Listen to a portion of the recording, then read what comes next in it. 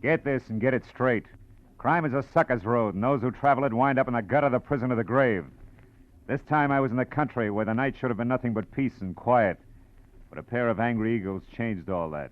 One was solid gold and too close to a battered corpse. The other weighed 160 pounds and was too quick with his fists. It happened like this.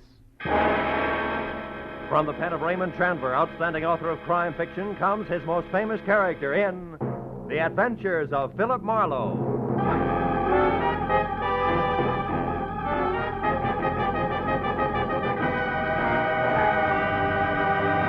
Now, with Gerald Moore, starred as Philip Marlowe, we bring you tonight's exciting story, The Angry Eagle.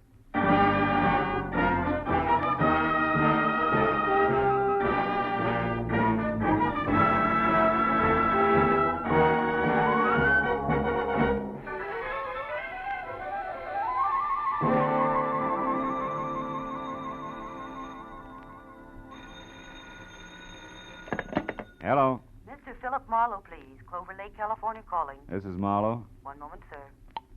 Go ahead on your call to Los Angeles, please. Hello, Marlowe. Babe Durney. Remember me, light heavy contender in 39? Oh, yeah, sure. I remember you. Good. You still have that bar in Southgate? No, I'm back in the game. Ah. Trainer this time for a welterweight that's good. His name's Danny Eagle, and he's another Barney Russ, believe me. No kidding. Yeah, but he's in trouble. Come on out, will you, Phil? Clover Lake's only 20 miles. You can be here by 6. It's just outside of Malibu, up on the hill. Well, what's your boy's trouble, babe? Plenty. And it could end up being his life. Now step on it, Phil. Oh, and listen, you're a sports writer from Detroit, not a private detective. You got it? Got it. Leaving now, babe.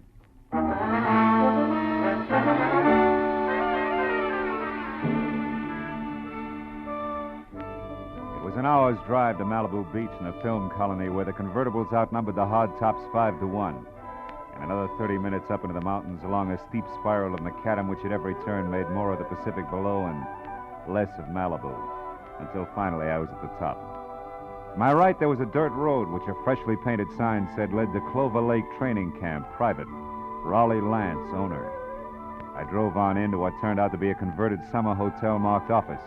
A couple of buildings that had been stables and maybe 24 cabins spread out over a sloping green acre that led to a cliff's edge and the lake some 100 feet below. When I pulled in and parked in a gravel semicircle which was close to a roofed-over boxing ring where a lot of muscles and sweatpants was making a punching bag sound like a machine gun, I saw Babe Durney coming toward me in ducks and white T-shirt with an angry fighting eagle as in Danny on it. He was more bay window and less hair than last time, but still the same quick smile under a nose that spread over half his face and an extended hand that could have passed for a catcher's mitt. Hiya, Phil. Glad you didn't take any longer. Things are worse. Oh? Danny got canned an hour ago, and he's burning up. Told Lance and his wife where they both could go, and I think he's going to personally see to it that they get there. Now, wait a minute. Who's this Lance? Oh, Raleigh Lance. He runs this place, Marlowe. Yeah. Strictly the big-time, big-shot manager. His seat at the fights has to be A1. His license plate the lowest number he can get. Yeah, half pint in French cuffs and built-up heels. He's got 10 fighters there. Danny's one. And the wife? Oh, yeah. Myra. A lot of curves, a lot of war paint, and never enough clothes on. Know what you mean. Yeah, well, also not much to keep her busy, and Lance hasn't got time to run around down in Malibu. Which means sheep's eyes at the boys, huh? Yeah, Danny Eagle included. Not that the kid ever did anything about it, mind you. Figured she was just being friendly. Come on, let's move on down by the lake like I was just showing you around. Hey, Jersey. Yeah? You can quit now. Do a mile in the shower. Okay, Big. See you later. Anyhow, Phil, this morning, Lance and the missus had a beef when the big shot got mad, read Myra off, and called Danny and tried the same thing on him. Didn't take, huh? No, so the boss canned him. Kid went back to his cabin and started kicking the fixtures around. That's when I called you. He's got a lot of temper, Phil. Yeah, but what do you want me to do? Help me get him out of here before he tangled with Lance. He said he wasn't going to get off the ground till things were squared away, and he... Oh, hold it. What now? Over there near the edge of the cliff. Friend of Lance's, just weatherwax. Well, that old man? Yeah, hayseed to look at or listen to, but he owns about every piece of land around here. Uh-huh. Rich, retired, and has just learned about prize fighters. Calls them gladiators. Also, he's got a mud fence-faced daughter he's real anxious to pass off. Yeah, also he's coming this way. Oh, hello there, son. Yeah, don't encourage Gab. It's his specialty. Well, Babe, my boy. What shape are you in tonight? Oh, well, not quite fighting trim, Mr. Weatherwax. I was just showing Mr. Marlowe here around the grounds. He's a sports writer. Sports writer? Yeah. Well, glad to make your acquaintance, Miss Marlowe. Thank you. Yes, sir. But when I think about what I've missed all these years not following the ring... Mr. Weathermarks, excuse me, but we're in a hurry. I want Mr. Marlowe to see the lake before it's dark. We'll see you at dinner or up at the lodge later, huh? Yes. I'll look forward to that. Goodbye. Yeah, bye, sir. The original windbag. Yeah. But, Marlowe, like I was saying, I gotta have your help. Yeah, but what can I do now? The kid's through, babe. Sure, but look, Phil, I know other managers. I also know the makings of a champ when I see him, and Danny Eagle's got the stuff. And? Okay, I like him. Ah. Phil, you gotta get next to Lance. If he thinks you're doing a feature on him, he'll be your best friend in a couple of hours. A little Napoleon. Uh-huh, and when I'm buddy-buddy, I steer him away from ordering his muscle man to play pretzel with Danny while you're trying to get him out of here. Is that it? That's right. I already planted that you're coming up here, so all you got is... Hey, look. Huh? Up at the lodge on the porch there. That's him and Myra going in the office. My cue. Mm-hmm. Okay, but first tell me one thing, babe. Does Danny know about me? No. He'd turn against me if he did. He likes to settle his stuff his own way. That's why you got to get to Lance. In or out of the ring, it still takes two to make a fight, Phil. Yeah. All right, babe. I'll do my best. Yeah, Philip Marlowe, Detroit Daily News. Wonder if there is such a paper. No, it doesn't sound too bad. Listen, Myra, I don't want any more trouble with you. I'm fed up. Oh, You're fine. fed up. You? Well, that's funny. You dragged me up here and expect me to... And try real hard to understand this. I dropped 10 grand, 10,000 berries last night on that punk Steve Rocker. I'm not very happy. So you want a fighter who stinks. What's that got to do with me? I don't know. But if you'd let him alone, he wouldn't have looked so tired in there. Of all the cheap cracks you've ever made, that's about the... The what? Go on, say it. You never flirted. You never played up to it. You were only being friendly. Go on, spit it out, why don't you? Don't think I won't. When we're alone. Oh. Excuse me, I didn't mean to eavesdrop. I was looking for Mr. Lance. Raleigh Lance? That's me. What do you want? My name's Philip Marlowe, Detroit Daily News, Mr. Lance. Oh. Yes. Come in, Mr. Marlowe. Oh. There was a note here on my desk. Should expect you for an interview. Glad to see you. Oh, thank you. I don't believe I've, My wife, Mr. Marlowe, Mrs. Lance. How do you do? Hello. From, Detroit, you said? Yeah. How are things at the Beaver Club? That's quite a spot, I hear. Oh, yeah, quite. I used to go with a reporter there. He told me about some wild parties at their press club. Busy Beaver Nights, they used to call them. Yes, busy beaver night. Lots of fun. Mm-hmm. I'll bet.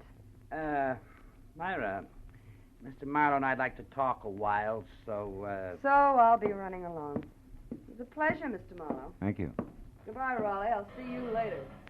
Yeah. Well, Mr. Marlowe, have a chair. Drink? Yeah, I will, thanks. It's quite a spot you have here, Mr. Lance. Make it Raleigh, fella. All right. Yeah, it's okay. But you're not up here to write about a training camp, are you? Of course, I know background counts, but, well, like this drink, the soda helps, too. But the scotch is the thing, huh? Health? Same. Yeah, you're right about that scotch. Mr. Lance? What is it, Kelly? I'm busy now. Well, it's about Danny Eagle. Did you give him his walking papers? No, Big Gurney stopped me, Mr. Lance. Said he'd give Danny the word himself that he could handle him. That fat pug! Who does he think he is? Well, he said he just didn't want trouble, Mr. Lance. Besides, he said Danny was taking a walk. Yeah? Well, I'm going to give him the air, too. I've got enough enemies without some lousy trainer who's on my own payroll. Pardon me, Mr. Marlowe. I'll only be a couple of minutes. Sure. Help yourself to another drink. We'll talk later after dinner, about 8. Oh, and, here, catch. Best cigar made. Let's go, Kelly. Uh-huh. Best cigar. Seats marked A1. Yeah.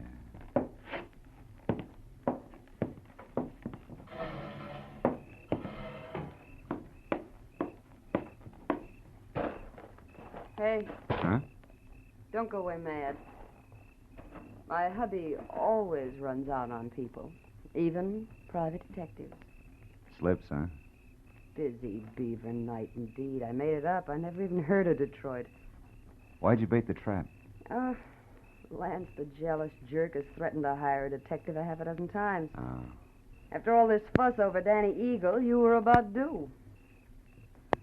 Well, Shall we walk? It's a nice night. Let's leave it that way, huh? What do you mean? Isn't Danny enough for one day? Listen, mister, you're starting off with 2 left feet. I was friendly with Danny Eagle, period. And Steve Rocker? The same. Only Steve was a little dull. A mind dedicated to comic books. All fighter. Not according to his last bout. Yeah. Rocco moved like he was drugged and collapsed in the third, so it's my fault. Oh, the big shot is quite a loser. And don't bother with your next question. I can feel it coming. Why have I stuck? Yeah, well, it belongs here someplace. Well, I've stuck because... Well, because I thought that each battle was going to be our last. That sooner or later he'd have time for me. He's a busy guy, Myra. So was King Solomon, but he always had room for his wives. True. I thought this place was going to be our answer. Just the 2 of us, plus the peace and quiet of the country, with Malibu on hand for a change of pace. So what happens? Still busy, huh? Yeah. So busy that he spends 8 hours a day with Jess Weatherwax, a guy he never heard of until he started this camp, but a guy who thrills to hear the lives and loves of Raleigh Lance. And that leaves me with his daughter, Clementine, if I don't talk to the fighters. Clementine, whose shoes are number 9, with an IQ to match. Good night. Wait a minute, Myra. Where you going? Going as far as my cabin and an old-fashioned cry. Or maybe just an old-fashioned, I don't know which. Good night.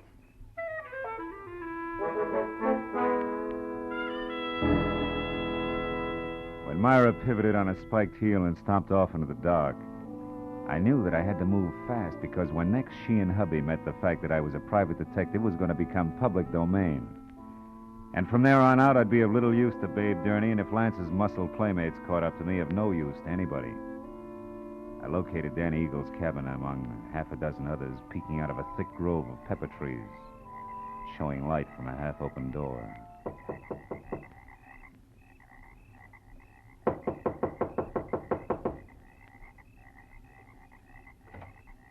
Hey, anybody home?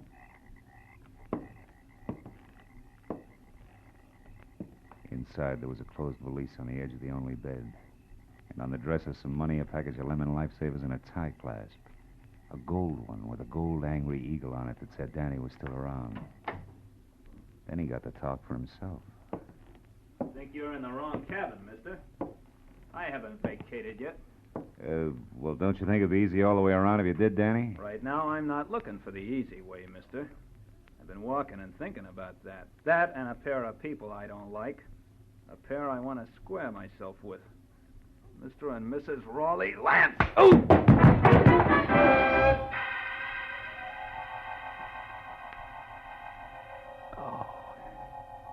It was purely a case of mistaken identity. But it served as a reminder that it still took 2 to make a fight. And that the only chance I had left was to get next to Raleigh Lance and keep him away from Danny Eagle. I spent a half hour going from the lodge to Lance's empty cabin to the dining room and every other place where I thought he might be. But finally, I remembered Jess Weatherwax, the one-man fan club whom I located back up at the office. Oh, hello there, son. He was peeling off his coat and getting ready for canasta with something uncombed and built like a length of pipe.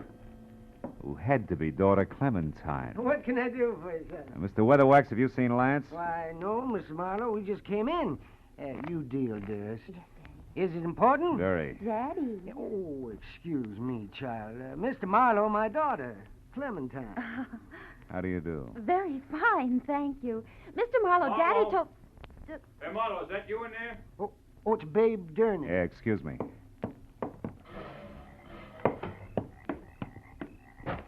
Phil, come with me, quick. What's wrong? Lance is dead, Marlowe. What? At the edge of the lake on the rocks. Accident?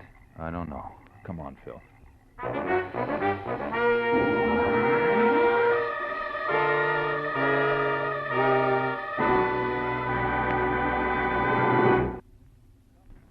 In just a moment, the second act of Philip Marlowe. But first, the confusion created by Gracie Allen has never been more clearly, more hilariously defined than it will be this Wednesday night when a writer for a national magazine comes to interview her.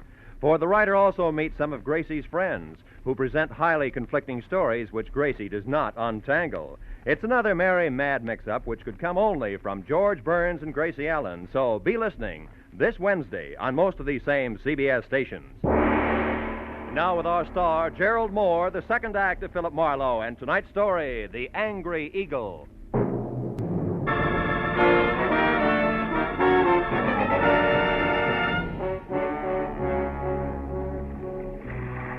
Sharp lakeshore stones, like countless fighters' fists, had hammered all the life out of Raleigh Lance. And as we stared down at him, the circle of light from the electric lantern, Babe Durney's hand began to dance over the corpse.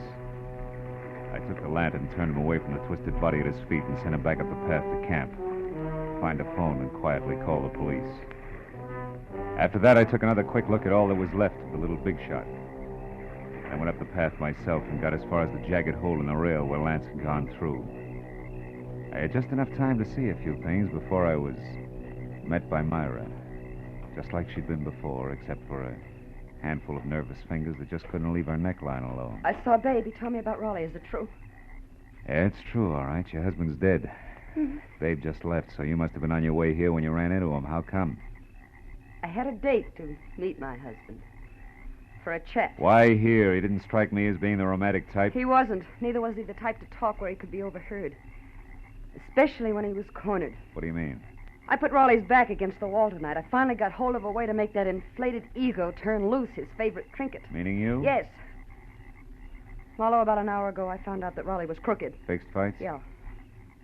When I left you, I went to our cabin for a drink. But the liquor was all gone. Lance kept spare bottles in the back of his closet, so I went to look. Found what? A briefcase. It wasn't Raleigh's, so I opened it. There was $35,000 in it. And a note congratulating him on his coaching of Steve Rocca. Rocca was drugged in that last fight, Marlowe. Raleigh sold him out, and I can prove it. Oh. That's what you two were going to hash out over here, huh? The price of your silence, which was divorce. And no strings. He told me he wanted to think, then he was going to give me his answer, but now... That's all unnecessary. You're so right. Myra, come here. I want to show you something. See? Here on the ground. What do you... No, I don't see anything. Somebody put up quite an argument right here before Lance went through the railing. Oh, yeah. Yes. And here's something else. Oh, what's that, Marlowe? It's a gold tie clasp, baby, with an eagle on it. Danny? Yeah, Danny Eagle. This changes things plenty, huh? Danny? I can't believe Danny would murder Raleigh. Well, you better start believing it and get back to your cabin and stay there with the doors and windows locked. You think he might go for me You next? were half the beef. Now that he's gone this far, chances are good he's got something nice thought up for you, too.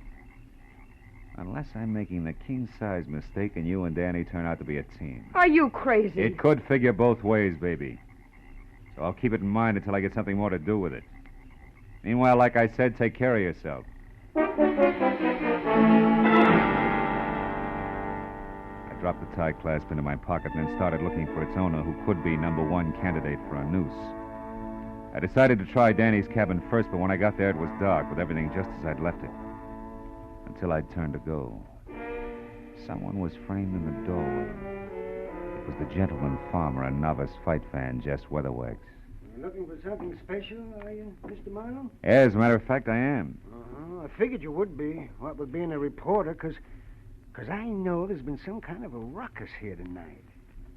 How did you know there was trouble here? Well, I happened to be passing by a certain phone a few minutes ago, and I heard that trainer, Babe Durney, calling the police.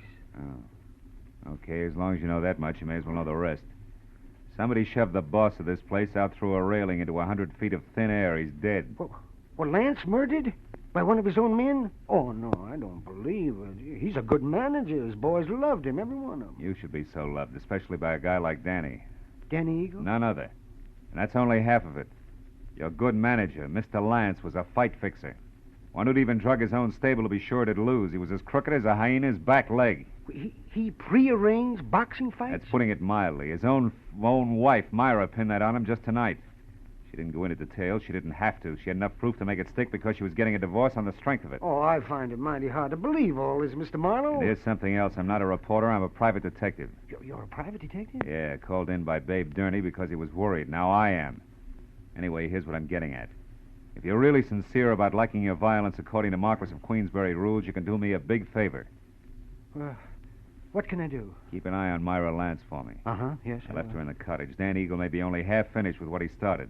I'll do my best. You can count on that, sir. Okay, I'm going up to the office at the lodge now and find out if anyone saw Danny leave the grounds. I'll see you.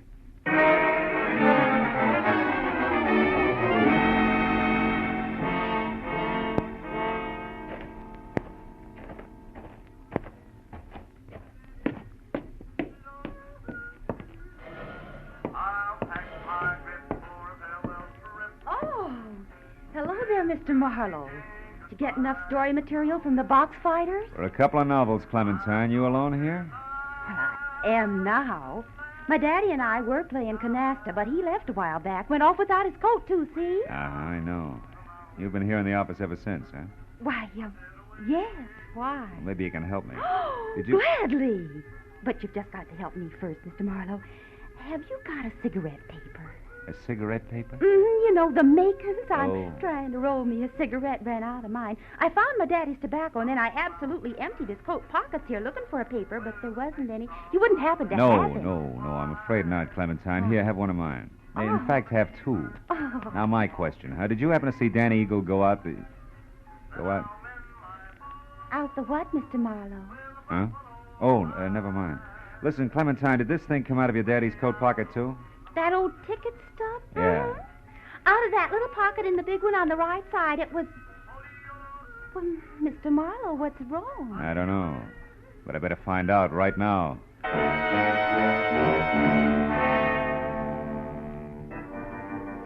I ran out of the office and past the empty rope ring toward where the cabin stood, I was full of the conviction that Clover Lake Training Camp was due for a second corpse any minute. Only this time I knew that some fast adjectives I myself had tossed off and not a hot-headed fighter were playing cause and effect. As I made for the door of the Lance cabin, there was no help in the fact that my volunteer guard, Jess Weatherwax, was nowhere in sight. I called Myra's name twice and still got no answer. So I stepped back to go to work on the door with my shoulder when the lock turned from inside. What is it, Marlowe? What are you doing here? At the moment, Myra, baby, I'm counting lucky stars, the kind that kept you hale and hearty in spite of me and my big mouth. I'm afraid I don't know what you mean. I mean, I almost spilled all, including the clincher, which was where you could be located. All this, mind you, to the guy who no doubt was in it with Lance right up to his Adam's apple. The fact that you're still breathing means that he must have given up and beat it because as a topper, I sent him here to guard you. Say, what's the matter? Aren't you even curious? Why, yes, sure, of course. So am I, Marlowe. Don't move. Oh, no. You have a talent for stupid audacity, young man. Myra's still breathing because up to the point where you knocked on this door, she still didn't realize my connection. But when you showed up, I couldn't take a chance. I was forced to bring this gun into things and wait behind the door. Now, obviously, you both know. And I was so relieved you still had strength enough to open the door, Myra. I stepped in chin first and was happy about it. Well, I was afraid to warn you. Well, it's your move, Weatherwax.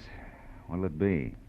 I have no choice. What? You'll have a lot of bodies to crawl out from under, Buster. It won't be too hard. Danny's already framed for Raleigh's murder. Framed by whom? By Raleigh Lance himself. Such a simple little plan. I worked it out as I worked out everything else around here. Just for the record, how was it supposed to go? Once Myra knew about Raleigh, she became dangerous to me. She had to be killed. So I told him how to set up the whole thing. You know, you're really enjoying yourself, aren't you? Frankly, no. Or I just don't intend to take the rap for my late partner's stupid clumsiness. Oh, but this has gone far enough. Oh, no, it ain't. Dave, look out. He's got a gun. Duck, Myra! That boy, Bill. He lost his gun. And I still got a good right hand. My boy ain't gonna be framed for nothing. Dave, stop it. I'm gonna fix this guy good. Lay off, Dave, will you? Lay off. Lay off, I tell you. Lay off. Okay. You gotta tell us the rest. Come on, Weatherwax, talk. What actually happened on the path to the lake? Well? Lance set up the frame on Danny as I told him to by planting that eagle tie clasp at the weak spot in the rail. And then he made a lot of marks on the path, like there'd been a fight. Go ahead. And after that, he went over to kick the rail loose. He tripped and he fell. All because of those shoes of his with the hard, slick soles and built-up heels. Silly little man.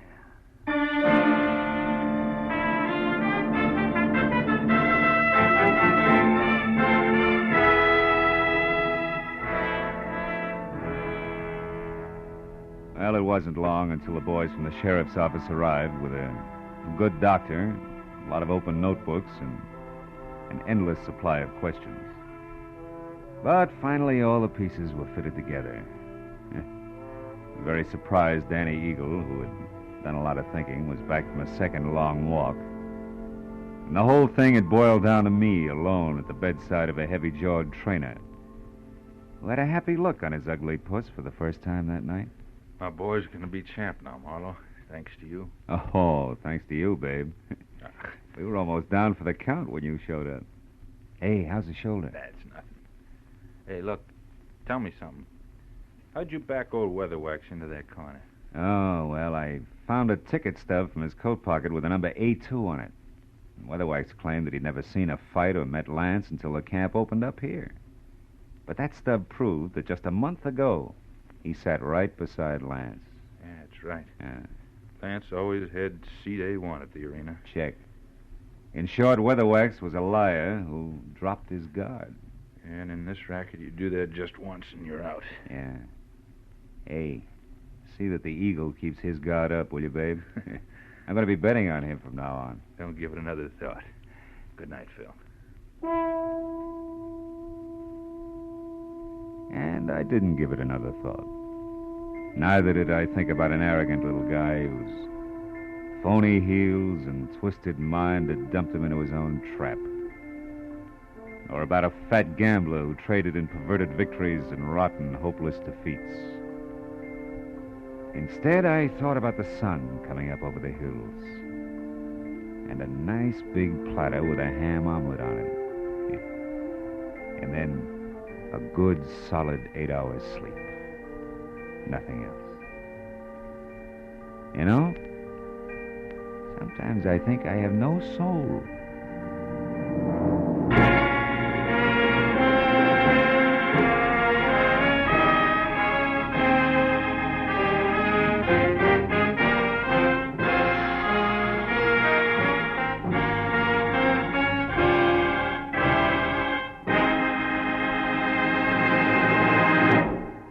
Adventures of Philip Marlowe, bringing you Raymond Chandler's most famous character, star Gerald Moore, are produced and directed by Norman MacDonald and are written for radio by Robert Mitchell and Gene Levitt.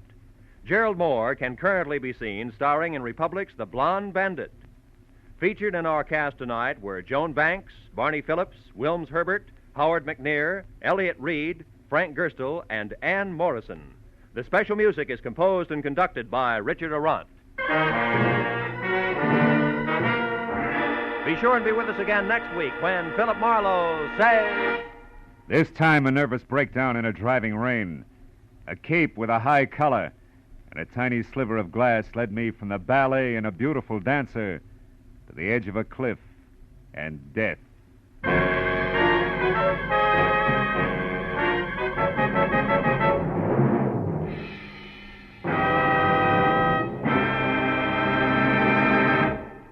A few months ago, our newspapers and magazines were full of articles and pictures showing the progress we've made during the first half of the 20th century.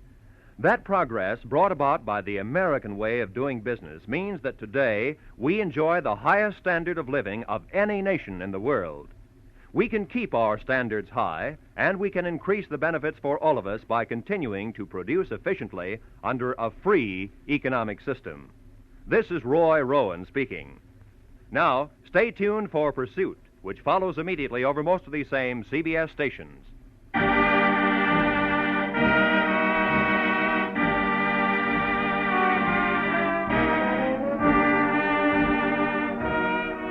This is CBS, where Burns and Allen are heard every Wednesday night, the Columbia Broadcasting System.